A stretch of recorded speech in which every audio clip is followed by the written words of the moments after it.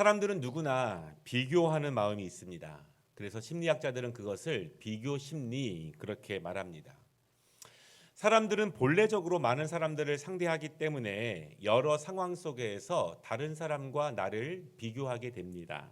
외모, 그리고 형편, 스펙, 그리고 가정, 또 자신의 성격들. 비교를 계속하다 보면은 나름대로 스스로 평가를 하게 되죠. 그런데 평가를 하다 보면은 때로는 위축감을 가질 때가 있습니다. 나보다 여러 가지 면에서 강하거나 나은 사람들과 비교하다 보면은 그들과 관계하다 보면은 내가 좀 낮아지는 감정을 느낄 때가 있어요. 그런 감정들을 불편해합니다. 그리고 그런 감정들이 계속되다 보면은 그런 사람들을 조금씩 피하게 됩니다. 그런 감정을 느끼는 상황들을 피하게 됩니다. 그러면 어떻게 되느냐? 그러면 좀 비교적 마음이 편한 상대들, 나와 좀 비슷하거나 어찌 보면 내가 조금 더 우월한 감정을 느낄 수 있는, 불편하지 않는 감정을 느낄 수 있는 사람들을 상대하게 돼요. 마음을 편하게 먹게 되고, 그러다 보면은요, 자칫 그 자리에 너무 오랫동안 머물게 됩니다. 이러한 비교적인 심리에 대해서 심리학자들이 이렇게 말합니다. 모든 사람들이 불편한 감정을 느끼는 것은, 경험하게 되는 것은 당연하다. 왜냐하면 모든 사람들은요, 나름대로의 약한 점들이 있기 때문에 나의 약한 점을 다른 사람과 비교해 보면은 불편한 감정을 갖는 것이 당연한 거예요. 우리는 그 사람을 잘 모르지만 그 사람은 자신의 약한 부분을 잘 알기 때문에 그렇습니다. 그런데 심리학자들이 이렇게 권면을 해요. 자신의 강하고 담대하고 아름답고 훌륭한 부분들이 너무나 많은데 꼭 연약한 부분으로 비교하다 보면, 관계하다 보면 그 낮아지는 감정과 슬픈 감정, 불편한 감정들이 너무 오랫동안 지속되게 된다. 이렇게 말합니다. 그래서 자신의 너무 약한 부분에 집중하거나 또한 그 부분으로 다른 사람과 비교하기보다는요, 자기 스스로 더 행복하고 강건한 삶을 위해서 나의 훌륭한 부분, 나의 강건한 부분, 나의 아름다운 부분이 내 온 마음과 몸을 휘감을 수 있도록 그렇게 기도하고 그렇게 또한 마음가짐을 하는 것이 훨씬 더 중요하다. 그렇게 말합니다. 바라기는 여러분, 우리가 주위를 바라보면은 연약한 부분들이 많이 있을 수 있지만 하나님께서 우리에게 주신 아름답고 훌륭한 부분들이 많이 있습니다. 하나님은 그 부분을 통해서 우리를 더욱더 아름답게 하시기를 원하십니다. 그 부분을 통해서 하나님의 은혜와 그리고 나의 아름다움을 더욱더 누리실 수 있기를 주님의 이름으로 축복합니다. 하나님은 우리들을 성장시키십니다. 하나님은 우리가 낮은 자리에 오랫동안 그냥 머물러 있도록 하나님은 두지 않으십니다. 내 안에 살아계신 성령님께서 하시는 중요한 역할은요, 하나님의 중요한 일은 혹시 우리가 낮은 자리에 있다 할지라도 하나님이 그것까지 내려오시는 일입니다. 내려오셔서 우리의 상하고 아픈 것들, 낮은 것들을 성령께서 만져주십니다.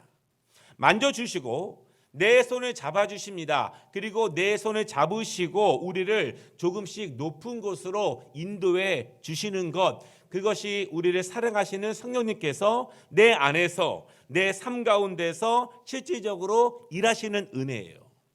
바라기는 여러분, 우리의 낮은 것과 부족한 것이 있다면 실질적으로 성령님의 은혜 가운데서 성령님과 함께 그것이 조금씩 더 높은 수준으로 올라갈 수 있는 은혜를 우리 모두가 누리기를 원해요.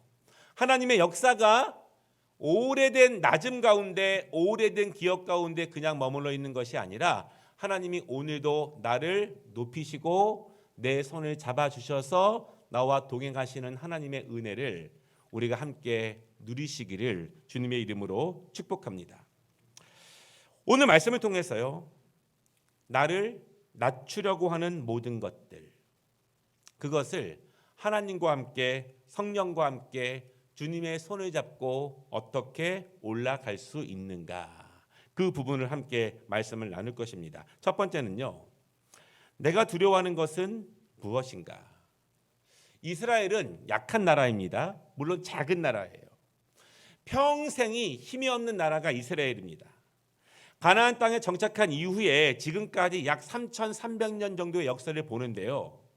그 3,300년의 역사 가운데 다윗과 솔로몬 시대를 제외한 한 100년 정도를 제외한 그 이상의 거의 대부분의 시간은 약하고 힘든 시간들이었습니다. 인구가 많지 않습니다. 땅도 작아요. 힘도 세지 않고 경제도 연약하죠. 여러분, 옛 시대에는요, 약한 나라의 운명은 큰 나라에 이리 치이고 저리 치이는 운명입니다. 스스로 무엇을 할 수 없어요. 그저 큰 나라가 기침을 하면 감기에 걸리고 들어눕는 처지, 그것이 3,000년 이상 지속된 이스라엘의 운명입니다. 그쯤 되면 국민성이 됩니다. 그쯤 되면 모든 사람들의 정신을 그렇게 지배하게 됩니다. 늘 주눅 들어 있고 늘 눈치를 보고 늘 낮은 수준에 머물러 있는 삶이 됩니다.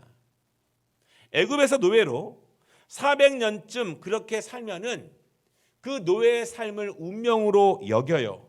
늘 침울하게 고개를 숙이고 사는 삶을 운명처럼 받아들이게 됩니다. 억압당하는 것을 당연하게 여기게 돼요. 여러분, 많은 사람들이 그런 경우를 보게 되잖아요. 누군가에 의해서 억압당했을 때 그것이 지속당하게 되면은 그것을 자신의 운명처럼 받아들이며 그렇게 살아가는 사람들이 많이 있어요. 이렇게 약하고 눌린 민족이 이스라엘입니다. 하나님이 선택하신 민족은, 하나님이 택하신 백성은 강하고 담대하고 용감하고 씩씩하고 우월한 민족이 아니라 하나님은 이렇게 한없이 약하고 눌려 있는 그 백성을 하나님이 선택하셨습니다. 그리고 하나님은 그들을 통해서 하나님이 어떻게 일하시는가, 하나님이 어떻게 도우시는가, 하나님이 어떻게 세우시고 높이시는가, 하나님은 그 능력을 연약한 이스라엘 백성들을 통해서 보이시는 거예요. 그래서 이 땅에 수많은 사람들이 하나님과 더불어 하나님의 능력에 의해서 강건해지고 새 힘을 얻는 모습을 우리에게 보여주시고 그 말씀을 우리에게 소망으로 주시는 것입니다. 하나님이 이스라엘을 훈련시키시기에 너무나 오랜 시간이 걸리셨어요. 너무나 오랫동안 연약한 민족이었기 때문에 그들을 새로움으로 강건함으로 훈련시키시기에는 너무나 오랜 시간이 걸렸습니다. 하나님께서 이스라엘 백성들을요, 애굽에서 건져내셨습니다. 그리고 광야에서 40년간이나 훈련을 시키셨습니다. 하루 이틀이 아니에요. 40년. 누구에게는 평생에 걸쳐서 훈련만 받다가 끝나는 것입니다. 왜 하나님은 그렇게 이스라엘 백성들을 강하게 훈련시키셔야만 했는가?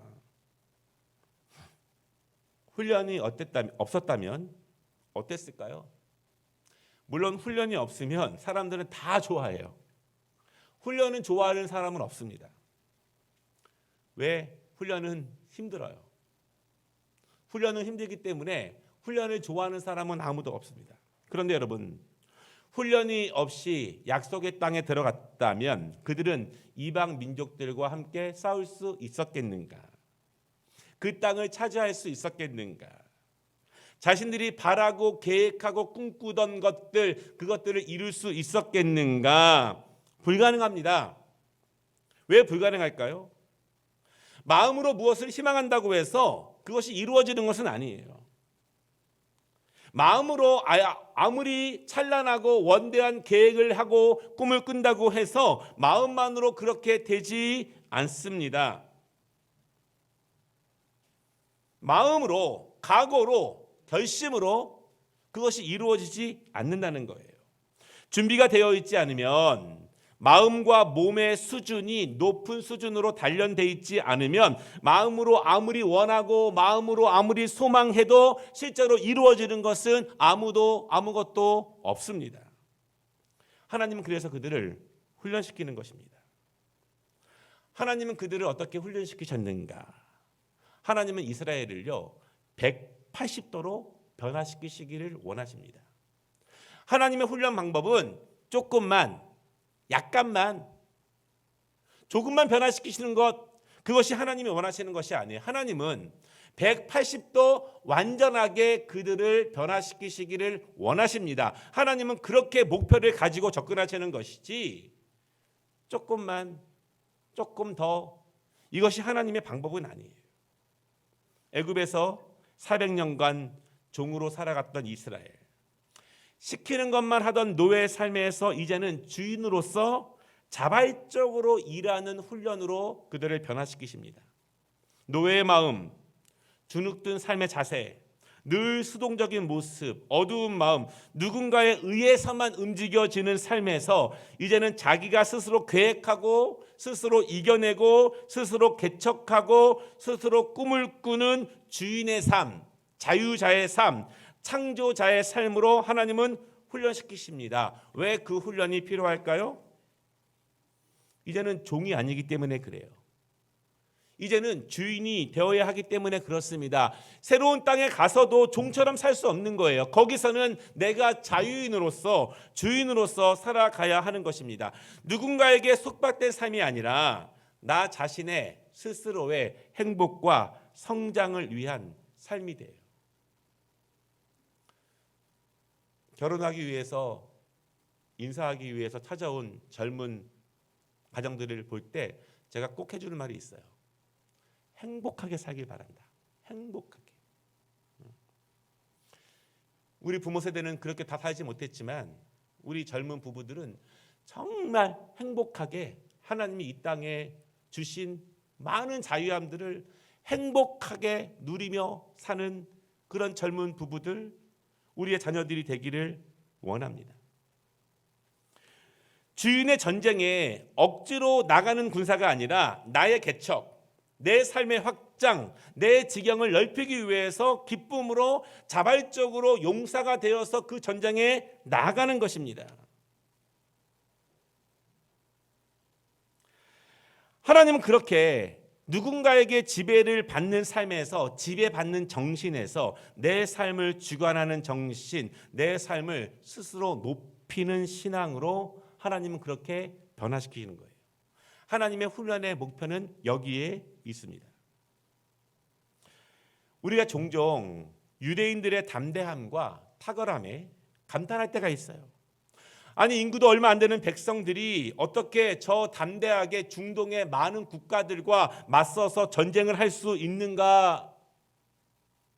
그리고 그 전쟁을 담대하게 용감하게 승리할 수 있는지에 대해서 놀래요. 그것도 지금도 벌어지고 있는 일들입니다. 적은 인구, 소수의 민족이 주눅들어하지 않고 도리어 담대하게 용감하게 세계를 지배하려고 덤벼듭니다. 그 이유가 무엇일까요? 이스라엘 백성들의 담대함, 용감함, 진취적인 정신, 그 안에 깃들어져 있는 중요한 말씀이 바로 오늘 본문의 말씀이에요. 오늘 본문의 말씀을 이스라엘 백성들은 굳건하게 붙잡았습니다. 왜냐하면 그 말씀은 반드시 이루어지는 말씀이기 때문에 이 말씀을 붙잡았어요. 바라기는 우리 모두도 이 말씀을 이루어질 말씀으로 분명히 붙잡기를 원합니다. 오늘 말씀을 보시겠습니다. 하나님은 이스라엘에게 두 번이나 두려워하지 말라 그렇게 말씀하세요. 1절에서 두려워하지 말라고 하시고 5절에서도 두려워하지 말라고 말씀하십니다. 이스라엘은 무엇을 두려워했는가? 오랫동안 그들을 억누르고 있었던 것이 무엇인가? 우리를 두렵게 하는 것은 무엇인가? 두려움에 집중하게 되면 낮아집니다. 두려움이 계속되면 낮은 수준에 계속 머물게 돼요. 하나님은 그래서 두려워하지 말라고 말씀하십니다. 하나님은 이스라엘 백성들이 계속 낮은 자리로, 낮은 수준으로, 억눌린 자리로, 종의 자리로, 옛 모습으로 머무는 것을 원하지 않습니다. 이스라엘 백성들이 자꾸 아래서 잡아당기는 것은 무엇인가? 그들에게 훨씬 더 익숙했던 종의 모습으로, 노예의 모습으로, 억압된 모습으로 무엇인가 잡아당기는 것이 있습니다. 그들이 높아지지 않도록, 주와 함께 올라가지 않도록 잡아당기고 있는 것들이 있습니다. 그것이 무엇일까요? 내가 주와 함께 올라가도록, 넓어지도록, 깊어지도록 나를 현재에 머물도록 붙잡고 매달리고 있는 것은 무엇일까요? 두려움을 없애는 것은 마음의 각오만으로 되는 것이 아닙니다. 우리가 이 말씀을 주문처럼 외운다고 해서 두려움이 없어지는 것은 아니에요. 마음으로만 극복했다고 해서 해결되는 것은 아닙니다. 왜냐하면 몸이 기억하기 때문에 그래요. 마음으로는 극복했다고 말하지만 강한 적군이 계속 몰려오게 되면 내 눈이 기억하고 내 정신이 기억하고 내 몸이 떨림으로 기억하기 때문에 그렇습니다. 진정으로 두려움을 극복하는 것은요, 마음과 함께 몸이 훈련되는 것입니다. 유명한 축구 감독이 그렇게 이야기하더라고요. 자신감이 실력을 향상시키는 것이 아니라 실력이 높아지면 자신감은 당연히 생긴다. 마음으로 실력이 되는 것이 아니라 내 몸이 훈련돼서 내 몸이 높아지면 자신감은 당연히 생깁니다. 하나님은 우리의 마음의 위로만 주시는 분이 아니라 우리의 몸과 삶을, 몸을, 모든 것을 높은 수준으로 단련시키시고 훈련시키시는 하나님이에요. 이스라엘이 무엇을 두려워했습니까? 그들을 위축시키고 그들을 두려움 가운데 잡아당기고 있는 것이 무엇일까요? 그것은 물이고 그것은 불입니다. 이스라엘이 그것을 두려워했습니다. 2절에 그렇게 말합니다. 너희가 물 가운데 지날 때, 너희가 불 가운데 지날 때 두려워하지 말라. 물이 무엇이고 불은 또한 무엇일까요? 이스라엘 백성들에게 물은 첫 번째는 노아 시대의 홍수이고요, 두 번째는 홍해 바다였습니다. 물은 두려움의 존재입니다. 사실은 뒤에서 쫓아오고 있는 애국 군대보다 더 무서운 것은 앞에서 가로막고 있는 바다예요. 강한 애국 군대를 삼킨 것은요, 이스라엘의 군대가 아니었습니다. 도리어 그 물이, 그 바다가 입을 벌려서 강한 애국 군대를 삼켰어요. 고대 사람들에게 바다는 두려운 존재입니다. 그들이 어찌할 수 없는 존재예요. 노아 시대의 물은 어떻습니까? 온 세상을 삼켜버렸습니다. 물 앞에 땅 위에 존재하는 모든 것은 사라집니다. 그처럼 이스라엘 백성들에게, 세상 사람들에게 물은 두려운 존재예요. 하나님이 그때 말씀하시는 거예요. 두려워하지 말라. 너희가 물 가운데 있을 때 두려워하지 말라. 너희의 사방이 막혔을 때, 강한 적들로 둘러싸여 있을 때, 해결할 수 없는 문제들을 만날 때, 너를 다시 낮추려고 하는 모든 것들이 너에게 다가올 때 두려워하지 말라. 두려워하지 마시기를 바랍니다. 하나님은 우리를 낮은 곳에 머물게 하시는 것이 아니라 하나님은 우리를 높이시는 하나님이신 줄을 믿으시기 바랍니다. 불은 무엇일까요? 불은 강한 군대를 의미합니다. 최강국 바벨론이 이스라엘을 침공했습니다. 항상 이스라엘에 있는 나라들, 옆에 있는 나라들은 이스라엘을 그냥 두지 않았어요. 최강국 바벨론이요, 몇 년 동안 예루살렘 성을 포위했습니다. 몇 년 동안 포위했어요. 한 번에 쳐들어온 것이 아니에요. 안에 있는 사람들을 거의 말려 죽였습니다. 그리고 불화살로 예루살렘 성과 궁전과 성전을 모두 다 불태웠어요.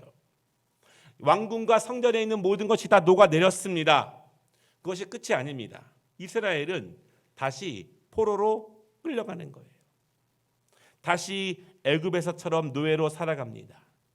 다시 낮아지고 굴복되고 침체되고 절대로 일어설 수 없는 상태로 다시 낮아지는 거예요.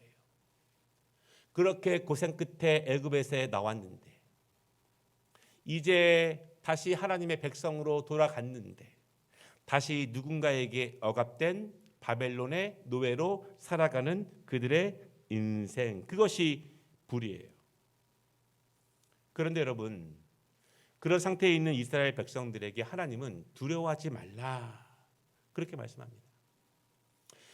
이스라엘 백성들이 어떻게 두려움을 극복할 수 있었겠습니까? 그 작은 민족이. 우리는 그렇다면 어떻게 담대하게 이 두려움들을 극복할 수 있는가? 그것은 말씀을 붙잡는 것입니다. 두려워하지 말라고 하신 말씀을 믿는 거예요.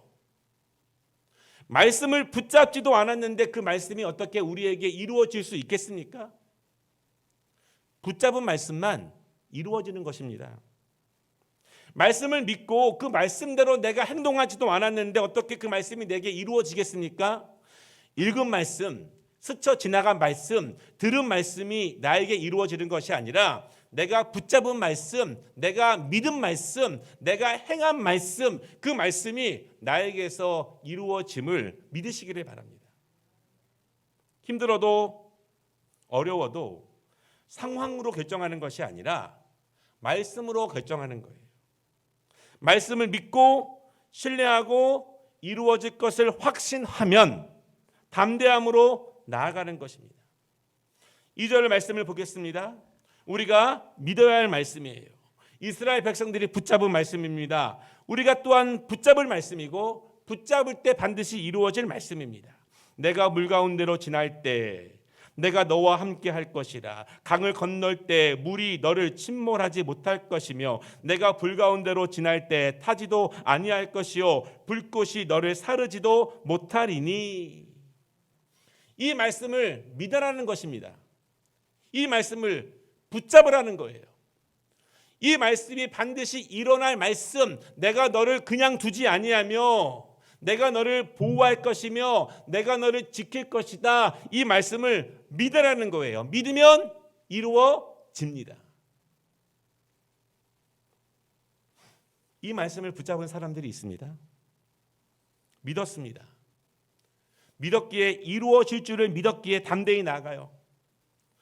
의심하고 주저하고 뒤로 물러선 것이 아니라 피한 것이 아니라 이루어질 줄 믿고 나갑니다. 그렇게 하기 힘든 순간에도 어려운 시간에도 상황에도 믿고 담대히 나아가는 거예요. 그들이 누구이죠? 다니엘과 세 친구입니다.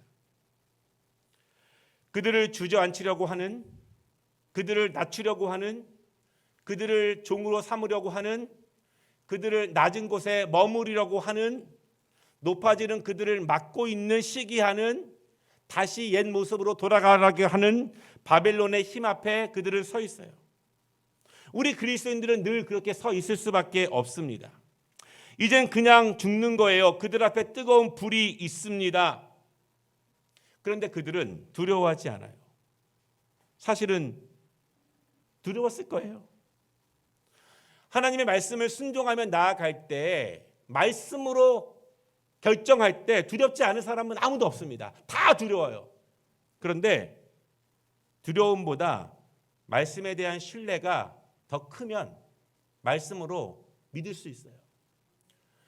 두려움이 더 크면 그렇게 나아갑니다. 그러나 두렵지만 떨리지만 하나님의 말씀에 대한 믿음이 더 크면 말씀으로 순종하는 거예요. 그렇게 결정하는 것입니다. 내 마음의 감정과 상황에 대한 내 이성적인 계획이 결정하는 것이 아니라 말씀으로 결정하고 말씀으로 신뢰하는 거예요. 그리고 그들은 불 가운데로 담대히 나아갑니다.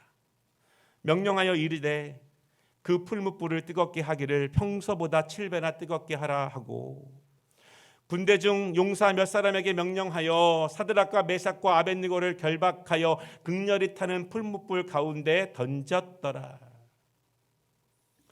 바벨론 포로기에 이스라엘 백성들이 불 가운데 지나는 것은 자주 볼 수 있는 일이었습니다. 오늘 우리는 2절 말씀을 보면서 우리에게 평생에 걸쳐서 안 일어날 수도 있는 말씀이라고 생각하겠지만 이스라엘 백성들에게 이 말씀은 자주 볼 수 있는 말씀이었어요. 그들의 신앙과 연결되는 말씀이었고 그들의 삶과 연결되는 말씀이었고 그런 이야기를 자주 듣게 되는 말씀입니다. 그때마다 주저앉고 뒤로 물러선 사람들도 있습니다. 두려움에 굴복하는 사람들이 있습니다. 다시 낮아지는 거예요. 다시 종이 되는 것입니다. 그러나 그때마다 불을 만날 때, 불 가운데를 지나야만 할 때 말씀을 붙잡습니다.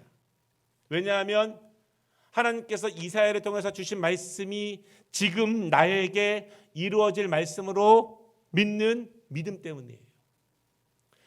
하나님의 말씀이 우리의 모든 상황 가운데 그대로 다 적용되지 않아요. 왜냐하면 우리는 그들과 똑같은 삶을 살지 않기 때문입니다. 그러나 우리가 하나님의 말씀들을 믿을 때, 그리고 그 상황을 내가 만날 때, 나도 그 상황 가운데 그 말씀을 붙잡을 때, 그 말씀이 나에게 이루어질 말씀으로 확신할 때, 그 말씀이 나에게 이루어짐을 믿으시기를 바랍니다. 불 가운데 지나는 것이 흔한 일이 아니지만 혹시 내가 그 길을 만날 때에도 내가 믿으면 나에게 일어나는 거예요. 다니엘서 3장 25절입니다. 왕이 또 말하여 이르되 내가 보니 결박되지 아니한 네 사람이 불 가운데로 다니는데 상하지도 아니하였고 그 넷째 모양은 신들의 아들과 같도다. 사드락과 메삭과 아벳느고가 뜨거운 불 속으로 담대히 들어갔습니다. 그런데 왕이 보니 그 안에 4명이 있는 거예요.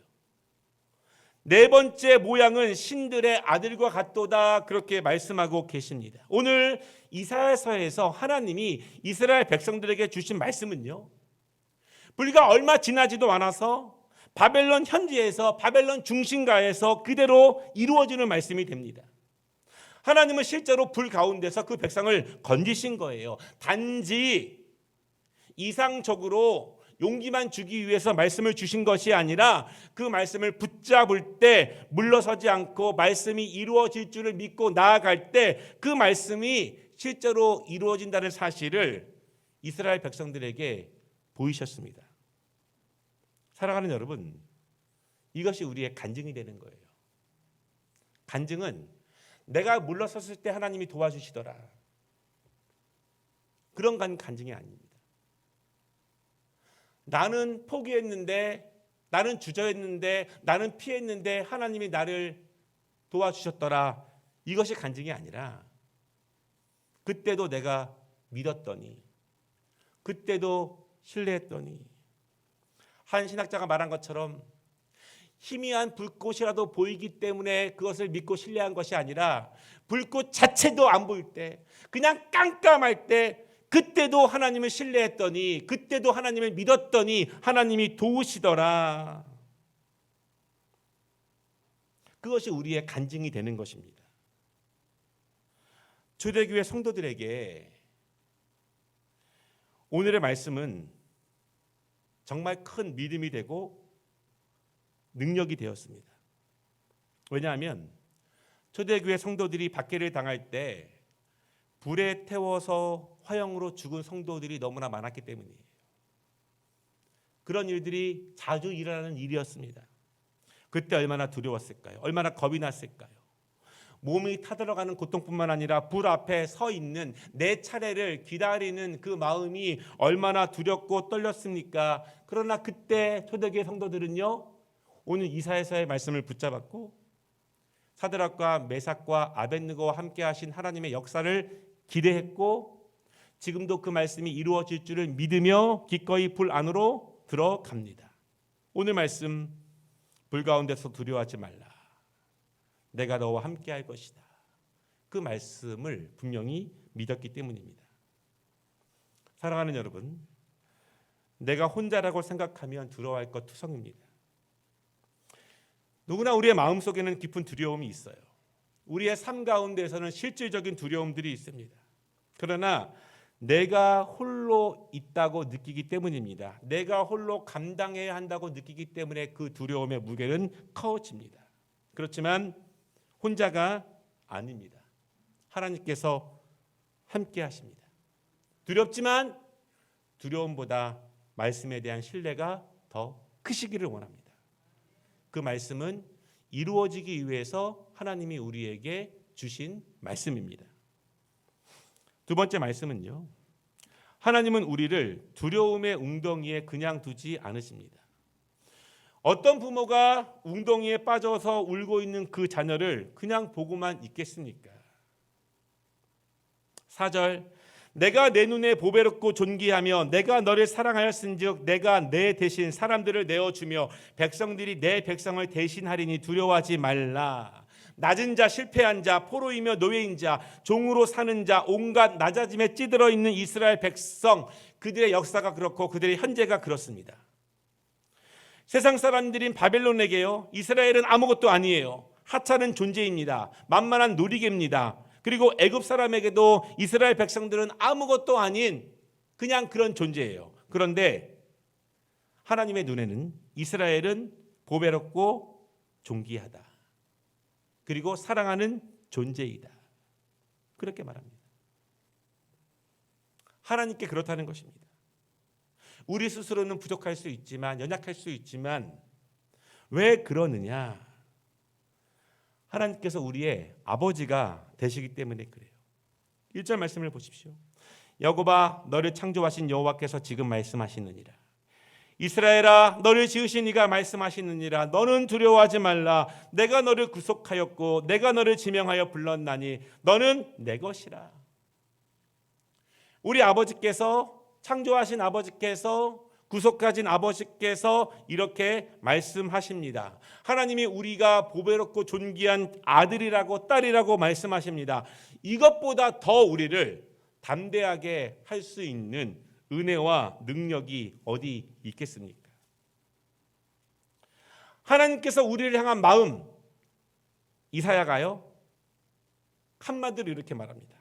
1절에 내가 너를 지명하여 불렀나니 너는 내 것이다. 너는 내 것이다. 너는 내가 책임진다. 왜냐하면 너는 내 것이기 때문이다. 사랑하는 여러분, 여러분은 여러분의 것이 아닙니다. 하나님의 것입니다. 하나님의 소유입니다. 하나님이 여러분들을 인도하실 것이고 이끄실 것입니다. 하나님께 맡기시기를 바랍니다. 내가 나올 수 없는 깊은 웅덩이에 갇혀져 있지만, 스스로 나올 수 없지만 그것으로부터 건져주시는 것, 그것이 구원의 의미예요. 내가 올라갈 수 없는 모든 구렁이로부터 건져주시는 것이 구원입니다. 상처로부터의 건짐, 노예로부터의 건짐, 오래된 옛 습관으로부터의 건짐, 나를 낮추는 모든 것으로부터의 건짐, 나도 몰랐던 나의 나쁜 습관으로부터의 건짐, 그것이 아버지의 뜻이에요. 그렇다면 이스라엘에게 필요한 것은 이것뿐입니다. 우리에게 필요한 것은 이것뿐이에요. 건지실 하나님을 믿는 것, 하나님을 신뢰하는 것, 전적으로 의지하는 것, 그리고 하나님의 은혜로 구원받았다면, 웅덩이 밖에 안에 있다면 더 이상 웅덩이 안에적 일을 생각하지 않는 것입니다. 웅덩이 밖에서 자유자로 살아가면서 웅덩이 안의 기억에 머물러 있지 않은 거예요. 하나님은 그들이 노예에 대한, 종에 대한 단 일의 추억도 없이 완전한 자유자로, 완전한 독립자로 하나님의 약속의 땅에서 삶을 누리기를 하나님은 원하셨습니다. 그것이 하나님의 뜻이에요. 말씀을 마치겠습니다. 두려움이 있습니다. 나의, 내가, 나의 기억, 나의 경험, 나의 힘, 나의 수치, 나의 연약함, 나의 두려움, 나의 낮아짐, 나를 중심으로 하면 벗어날 수가 없어요. 주께서 주와 함께 하나님의 은혜로, 하나님과 함께 하나님의 건지심으로, 하나님의 힘으로, 하나님의 능력으로, 하나님을 신뢰하면, 하나님을 의지하면 두려워하지 않습니다. 더 이상 두려움을 내 문제라고 여기지 마십시오. 오늘도 성도님께서 내 손을 잡아주시고 나를 높은 곳으로 올려주십니다. 높은 곳에서 더 멀리 바라볼 수 있는 풍경을 우리 모두 함께 강건함으로 누리시기를 주님의 이름으로 축복합니다. 기도하겠습니다. 은혜로우신 하나님 아버지, 얼마나 많은 두려움들이 우리 안에 있습니까? 그러나 하나님께서는 우리를 높이시고 우리를 새롭게 하시고 우리를 자유자로 하나님이 펼쳐놓으신 모든 피조 세계에서 아름다움을 누리시기를 원하십니다. 그것이 아버지의 마음입니다. 그것이 자녀를 향한 창조주의 마음입니다. 하나님이 멋지고 아름다운 이 세상을 만드신 이유입니다. 주여, 주와 함께 아버지의 능으로 성령의 손을 붙잡고 높은 곳으로 올라갈 수 있도록 축복하여 주시옵소서. 오늘 이 말씀을 믿습니다. 받습니다. 붙잡습니다. 이루어질 말씀입니다. 오늘 나에게 이 말씀이, 두려워하지 말라는 말씀이 그대로 이루어지게 역사하여 주시옵소서. 예수님의 이름으로 축복하며 기도 올리옵나이다. 아멘. 우리 함께 봉헌 함께 올려드리겠습니다.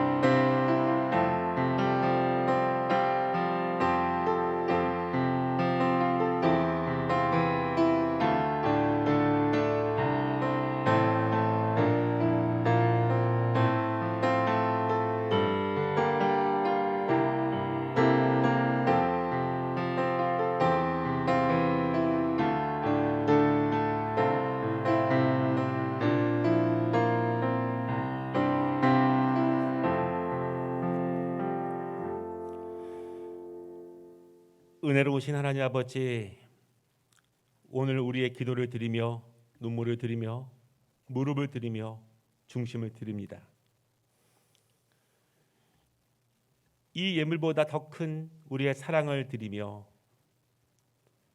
하나님에 대한 우리의 신뢰를 드립니다. 오늘도 사랑하는 자녀들이 아버지의 손길을 느낄 수 있도록, 붙잡을 수 있도록, 함께 걸어갈 수 있도록, 함께 올라갈 수 있도록 주여 자비를 내려 주시옵소서. 아버지, 우리의 연약함 넘어, 우리의 부족함 넘어 우리를 통해서 영광 받으시고 사랑하는 자녀들이 아름다운 가운데 살아가기를 원하시는 그 은혜가 이 한 주간도 우리에게 이루어질 수 있도록, 우리의 모든 두려움과 억눌림이, 두려움과 근심과 곤고들이 하나님의 말씀을 믿음으로, 하나님이 역사하심으로, 하나님이 일하심으로 해결되며 평안함을 누릴 수 있는 이 한 주간 될 수 있도록 도와주시옵소서. 우리는 믿습니다. 붙잡습니다.